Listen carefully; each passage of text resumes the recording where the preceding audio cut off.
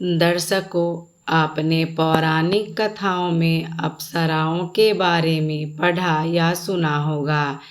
इन कथाओं में अप्सराओं को बेहद खूबसूरत महिलाओं के रूप में दर्शाया गया है, जो देवराज इंद्र की सभा में नृत्य और गायन का काम करती थी। जरूरत पड़ने पर स्वर्गलोक में रहने वाले देवों की यह वासना की पूर्ति भी करती थी। लेकिन इन बातों में कितनी सच्चाई है, यह कोई नहीं जानता, क्योंकि उसका उल्लेख सिर्फ धर्म ग्रंथों में ही मिलता है।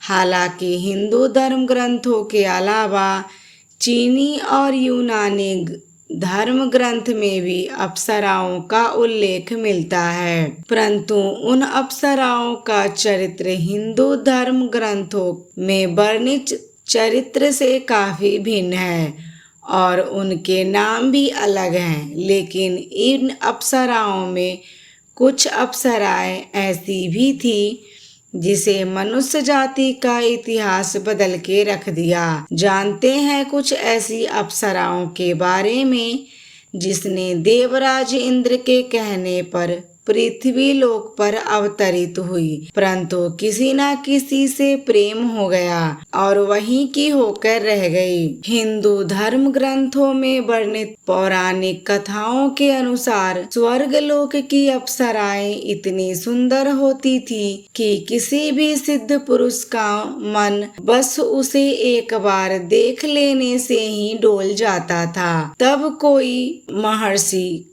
कठोर तप करने लगता और देवराज इंद्र को अपना सिंहासन खतरे में लगने लगता था, तो वह इन सुंदरियों का उपयोग उनकी तपस्या भंग करने के लिए किया करते थे। और किसी कड़ी में कई अप्सराओं को इन ऋषि महर्षियों से प्रेम हो गया और आज भी उनके वंश पृथ्वी लोक पर मौजूद है। इस कड़ी में सबसे पहले नाम आता है मेनका। हिंदू पौराणिक कथाओं में मेनका को स्वर्गलोक की अप्सराओं में से सबसे सुंदर अप्सरा माना जाता है। मेनका का जन्म देवों और असुरों द्वारा समुद्र मंथन के दौरान हुआ था। वह सुंदर होने के साथ साथ कुशाग्र बुद्धि और सहज प्रतिभा की धनी थी। एक कथा के अनुसार एक बार वह महर्षि विश्वामित्र ने कठोर तप के कारण देव इंद्र भयभीत हो गए और उन्होंने मेनका को स्वर्ग से धरती पर भेजा ताकि वह विश्वामित्र को अपना रूप और यौवन से लुभा सके और उनका तप भंग हो जाए। मेनका इंद्र का आदेश पाते ही पृथ्वी लोक पर आ गई और उसने सफलतापूर्वक विश्वामित्र को अपने सौंदर्य के जाल में फंसाकर उसकी तपस्या भंग कर दी। महर्षि विश्वामित्र मेनका के रूप को देखकर उस पर मोहित हो गए और उसे प्रेम करने लगे। उधर मेनका भी विश्वामित्र के साथ वास्तविक प्रेमी में पड़ गई। फिर दोनों पति पत्नी की तरह रहने लगे। कुछ समय बाद दोनों के संजोग से एक पुत्री की प्राप्ति हुई, जो बाद में ऋषिकरण के आश्रम में पली बढ़ी और शकुंतला के नाम से प्रसिद्ध हुई। बड़े होने पर शकुंतला का विवाह भी राजा दुष्यंत के साथ हुआ। विवाह के पश्चात राजा दुष्यंत और शकुंतला के संभोग से एक पुत्र उत्पन्न हुआ, जिसका नाम भरत रखा गया और इस भरत के नाम पर आज हमारे देश का नाम भारत है। उर्वशी अप्सरा। उर्वशी का सौंदर्य भी बड़ा ही मनमोहक था। पौराणिक कथा के अनुसार देवी उर्वशी के ही इंद्र की सभा में नृत्य कर रही थी। उस समय राजा पुरूरवा भी वहां मौजूद थे और उसके सौंदर्य को देखकर वह उसके प्रति मोहित हो गए। उधर उर्वशी भी राजा पुरूरवा पर मोहित हो गई, जिसकी वजह से उर्वशी की ताल बिगड़ गई थी। इस बात का पता जब देवराज इंद्र को चला तो वह क्रोधित हो उठे और दोनों को पृथ्वी लोक में रहने का श्राप दे दिया। उसके बाद राजा और उर्वशी कुछ शर्तों के साथ पति पत्नी बनकर मृत्यु लोक में रहने लगे। उसके बाद दोनों के कई पुत्र हुए। आयु के पुत्र नहुष, नहुष के पुत्र ययाति, आयाति, सायाति, आयाति और ध्रुव प्रमुख पुत्र थे। इन्हीं में से आयाति के यदु पुत्र और यदु से यादव, पुरु से पौरव और पुरु वंश में ही आगे चलकर कुरु हुए और कुरु से ही कौरव हुए। भीष्म पितामह कुरुवंशी ही थे। महाभारत के अनुसार उर्वशी एक बार इंद्र की सभा में अर्जुन को देखकर मोहित हो गई थी। उसने अर्जुन से निवेदन किया था कि वह उसके साथ रमन करे, परंतु अर्जुन ने यह कहते हुए मना कर दिया कि देवी, हमारे पूर्वजों ने आपसे विवाह कर वंश का गौरव बढ़ाया था। पुरु वंश की जननी होने के नाते आप हमारी माता समान हैं। और अर्जुन के मुख से ऐसी बातें सुनकर उर्वशी ने उसे 1 वर्ष तक नपुंसक होने का श्राप दे दिया था। इसी तरह उर्वशी से संबंधित सैकड़ों कथाएं पुराणों में मिलती है। और जहाँ उर्वशी और मेनका ने पूर्वों के वंश को आगे बढ़ाया, वहीं पुंजिक स्थला ने बानर वंश को आगे बढ़ाया था। माता अंजनी से हनुमान के जन्म की कथा तो हम सब ने सुनी है, लेकिन बहुत कम लोग जानते हैं कि माता अंजनी किसी समय इंद्र के दरबार में पुंजिक स्थला नाम की एक अप्सरा हुआ करती थी। ऐसा माना जाता है कि एक बार पुंजिक स्थला तपस्या करते हुए एक तेजस्वी ऋषि के साथ अभद्रता कर दी और गुस्से में आकर ऋषि ने पुंजिका स्थल को श्राप दे दिया कि जा तू बानर के स्वभाव वाली बन जा। ऋषि के श्राप को सुनकर पुंजिक स्थला ऋषि से क्षमा याचना मांगने लगी। तब ऋषि ने दया दिखाई और कहा, तुम्हारा वारु भी परम तेजस्वी होगा।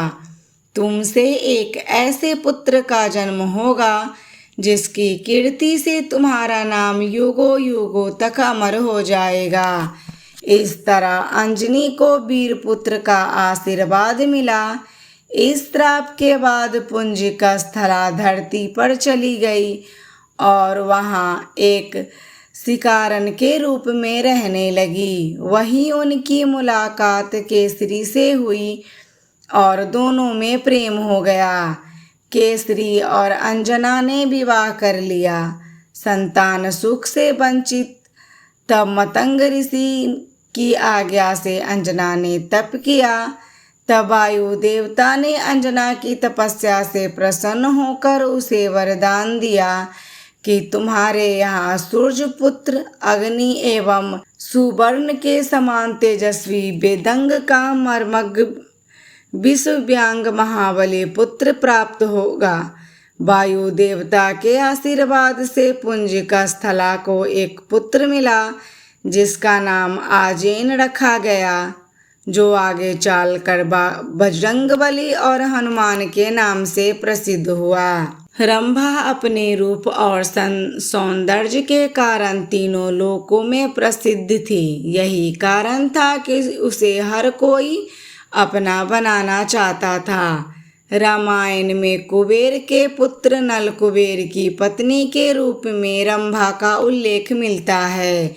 रामायण के अनुसार रावण ने रंभा का बलात्कार करने की कोशिश की थी, जिसके चलते रंभा ने उसे श्राप दिया था कि आज के बाद जब भी तुम न चाहने वाली किसी स्त्री से संबंध रखने की कोशिश करोगे, तब तुझे अपने प्राणों से हाथ धोना पड़ेगा। माना जाता है कि इसी श्राप की वजह से सीता हरण के बाद रावण ने सीता को छुआ तक नहीं था। महाभारत के इस तुरंग नाम के गंधर्व की पत्नी बताया गया है। इसके अलावा एक कथा के अनुसार एक बार विश्वामित्र घोर तपस्या से विचलित होकर इंद्र ने रंभा को बुलाकर विश्वामित्र का तप भंग करने के लिए भेजा, परंतु जब वह पृथ्वी लोक पर आई तो ऋषि विश्वामित्र इंद्र का षड्यंत्र समझ गए और उन्होंने रंभा को 1000 वर्षों तक शिला बनकर रहने का श्राप दे डाला। सवाल यह है कि अपराध तो इंद्र ने किया, फिर सजा रंभा को क्यों मिली? हालांकि वाल्मीकि रामायण के एक कथा के अनुसार एक ब्राह्मण द्वारा या ऋषि के द्वारा श्राप से मुक्त हुई थी। तिलोत्तमा स्वर्ग की परम सुंदर अप्सराओं में से एक थी। वैसे तो तिलोत्तमा की कई कथाएं पुराणों में मिलती है, परंतु एक कथा के अनुसार एक समय हिरण्यकश्यप के वंश में निकुंज नामक एक असुर उत्पन्न हुआ था, जिसकी सुंद और उत्सुंद नामक 2 पराक्रमी पुत्र थे। सुंद ने ब्रह्मा जी की घोर तपस्या की, जिसके प्रसन्न होकर ब्रह्मा जी ने उससे वर मांगने को कहा, तो दोनों असुरों ने ब्रह्मा जी से अमर होने का वरदान देने के लिए कहा, लेकिन ब्रह्मा जी ने यह वरदान देने से इनकार कर दिया और कोई दूसरा वर मांगने को कहा। तब दोनों भाइयों ने सोचा कि वह दोनों एक दूसरे से बहुत प्रेम करते हैं, उसमें कभी लड़ाई नहीं होती। उनको पूर्ण विश्वास था कि वह कभी एक दूसरे के खिलाफ कुछ भी नहीं करेंगे। इसलिए उन्होंने ब्रह्मा जी से कहा कि उन्हें यह वरदान मिले कि एक दूसरे को छोड़कर समस्त लोक में उन्हें कोई भी ना मार सके। तब ब्रह्मा जी ने सुंद और उपसुंद को इस वरदान की स्वीकृति दे दी। उधर वरदान मिलने के बाद दोनों भाइयों ने तीनों लोक में अत्याचार करने शुरू कर दिए, जिसके चलते हाहाकार मच गया। फिर इस बात का पता जब ब्रह्मा जी को पता चला तो उन्होंने दोनों भाइयों को आपस में लड़वाने के लिए तिलोत्तमा नाम की अप्सरा की सृष्टि की। ब्रह्मा से आज्ञा पाकर तिलोत्तमा ने सुंदर व उपसुंद के निवास स्थान विंध्य पर्वत की ओर प्रस्थान किया। एक दिन दोनों भाइयों ने गाते हुए देखा। दोनों ही उसे देखकर उस पर मोहित हो गए और अपना सुध बुध खो बैठे। जब उन्होंने सुध संभाली तब सुंद उपसुंद से कहा कि यह अप्सरा आज से मेरी पत्नी हुई। सुनते ही उपसुंद क्रोधित हो गया और उसने कहा, नहीं, तुम अकेले ही यह निर्णय कैसे ले सकते हो? इसे पहले मैंने देखा था, अर्थात यह मेरी अर्धांगिनी बनेगी। फिर क्या था, दोनों ही भाई आपस में लड़ने लगे। बहुत समय तक उनमें लड़ाई चली। अंत में एक दूसरे के हाथों मारे गए। इन 5 अप्सराओं के अलावा भी बहुत सारी अप्सराएं हैं। वर्णन हिंदू धर्म ग्रंथों में किया गया है और ये अप्सराएं भी इन्हीं की तरह सौंदर्य की देवी मानी जाती है। दोस्तों, आपको जानकारी कैसी लगी हमें कमेंट करके ज़रूर बताइएगा। जानकारी अच्छी लगी हो तो वीडियो को लाइक शेयर और चैनल को सब्सक्राइब कीजिएगा।